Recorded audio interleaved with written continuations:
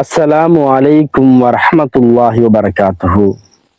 அல்லாஹ்வின் நல்லடியார்களே, நம்மள சில பேர் நம்ம நினைச்சுக்கிறோம், என்னிடத்துல நல்ல வசதி இருக்குது, நல்ல செல்வங்கள் இருக்கு, வசதியான கார் இருக்கு, வீடு இருக்கு, ஆனாலும் ஒரு வெறுமையா நான் உணர்றேன், என்னிடத்துல சந்தோஷமோ நிம்மதியோ இல்லை அப்படின்னு நம்மள சிலர் நம்ம நினைச்சுக்கிட்டு இருக்கிறோம்.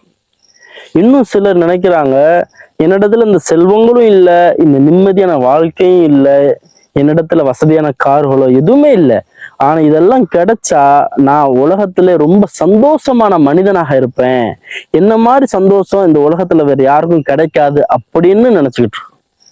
இது உண்மைதானா?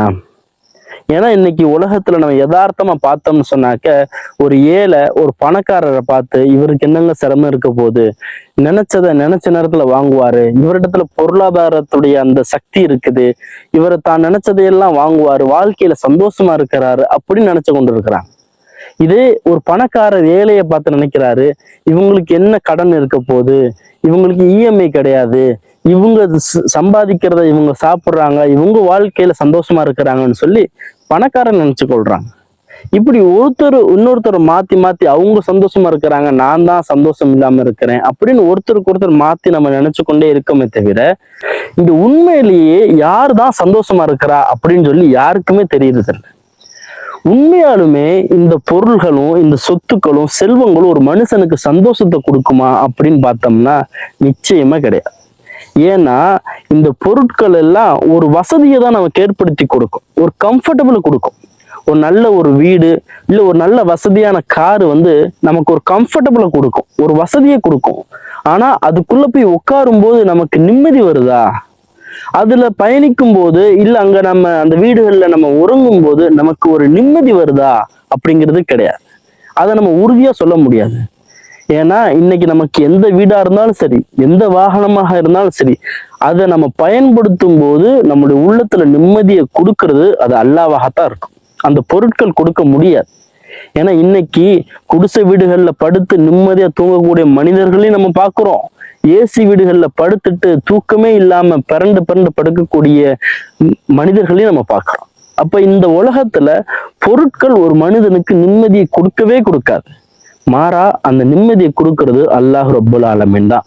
அல்லாஹு தாலா தன்னுடைய திருமறையில சொல்லி காட்டுறான், அலா பி ஸிக்ரில்லாஹி தத்மஇன்னுல் குலூப், அல்லாஹ்வுடைய நினைவை கொண்டுதான் உள்ளங்கள் நிம்மதி வருது. ஒரு பொருளை பத்தி நம்ம தெரிஞ்சுக்கணும் அப்படின்னு சொன்னா நம்ம யாருக்கிட்ட கேட்டு தெரிஞ்சுக்கிறது? அந்த பொருளை படைச்ச அந்த மனிதரிடத்துல போய் கேட்கணும், இந்த பொருளுடைய நிலைமை என்ன, இந்த பொருளை எப்படி பயன்படுத்துறது, இந்த பொருள் ரொம்ப நாளைக்கு அது நல்ல விதமாக வருவதற்கு நம்ம என்னென்னலாம் செய்யணுங்கிறது யார் சொல்லுவா? அந்த பொருளை படைச்ச தயாரிப்பாளர் தான் சொல்லுவாரா? அந்த பொருளை படைச்ச அந்த படைப்பாளர் தான் சொல்ல முடியும். அப்ப இந்த உள்ளத்துடைய நிம்மதி சந்தோஷங்கிறது யாருக்கு தெரியும்? இந்த உள்ளத்தை யார் படைச்சானோ, இந்த உள்ளத்தை யார் உருவாக்குனானோ அவனுக்குத்தான் தெரியும் இந்த உள்ளத்துக்கு எது சந்தோஷத்தை கொடுக்கும், இந்த உள்ளத்துக்கு எது நிம்மதியை கொடுக்குங்கிறது அவனுக்கு மட்டும்தான் தெரியும். அந்த ரப்புல் ஆலமீன் தான் குர்ஆன்ல சொல்றான், அல்லாஹ்வுடைய நினைவு மட்டும்தான் உங்களை சந்தோஷமாக வச்சிருக்கும், வேறு எந்த நினைவுமே உங்களை சிரமத்துலதான் உண்டாக்கும். இன்னைக்கு நம்ம அதை கண் கூடாக பார்க்கிறோம். 20,000 ரூபாய் சம்பளம் வாங்கக்கூடிய என்னிடத்துல நான் 50,000 ரூபாய் வாங்கிட்டாங்க, என்னோட வாழ்க்கை நல்ல விதமாக இருக்கும், என்னோட வாழ்க்கை ஒரு செட்டில் ஆயிரும் அப்படின்னு நான் நினைக்கிறேன். ஆனா இதே 50,000 ரூபாய் வாங்கும்போது இஎம்ஐ கட்ட வேண்டிய சூழ்நிலைகள் உண்டாகுது. 1,00,000 வாங்கினாக்க நான் சந்தோஷமா இருப்பேன் அப்படின்னு என்னோட மனநிலை மாறுது.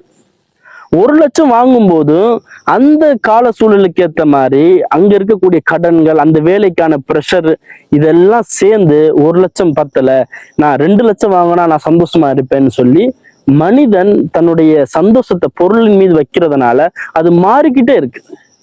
ஆனா உண்மையான நிலவரம் என்னன்னு சொன்னாக்க, எவ்வளவு வருமானம் வந்தாலும் சரி, நமக்கு எவ்வளவு ரிஸ்க் வந்தாலும் சரி, சந்தோஷங்கிறது அது அல்லாஹ்வின் புறத்திலிருந்து வரக்கூடியது.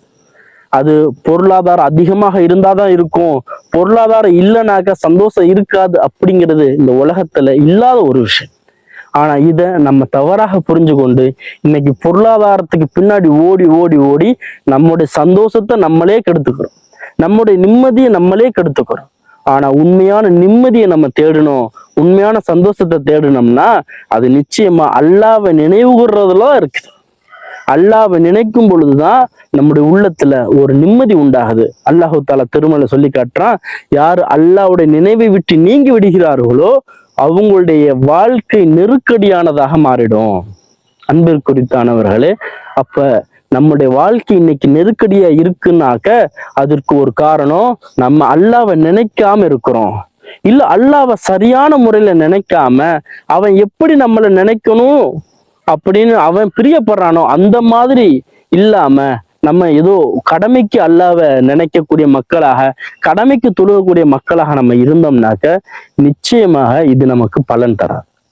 அப்ப நம்முடைய வாழ்க்கையில நமக்கு நிம்மதி வேணும், சந்தோஷம் வேணும் அப்படின்னு சொன்னாக்க நிச்சயமாக நம்ம அல்லாஹ் இடத்துல திரும்பி போகணும், அல்லாஹ்வை நினைச்சு நம்மளுடைய வாழ்க்கையை வாழணும். அல்லாஹு தாலா நம்மளுடைய உள்ளத்துல நிம்மதியை கொடுப்பான். அன்பிற்குரித்தானவர்களே, இந்த வீடியோ உங்களுக்கு பயனுள்ளதாக இருக்குன்னு நீங்க நினைச்சீங்கன்னாக்க எனக்காகவும் முழு மனித சமுதாயத்துக்காகவும் துவா செய்யுங்க. உங்களுடைய நண்பர்களுக்கு, உங்களுடைய உறவினர்களுக்கும் இந்த வீடியோவை ஷேர் பண்ணுங்க. அல்லாஹு தாலா நம்ம அனைவரையும் புரிந்து கொள்வானாக.